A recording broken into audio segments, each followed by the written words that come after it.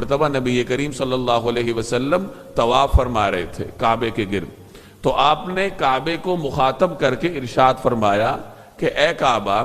तेरी खुशबू कितनी शानदार है, तेरी पाकीज़गी कितनी ज्यादा है, तेरा तकद्दुस कितना ज्यादा है, लेकिन कसम है उस जात की जिसके कब्जे में मेरी जान है, इंसानी जान की हुर्मत और तकद्दुस तेरी हुर्मत और तकद्दुस से भी ज्यादा है।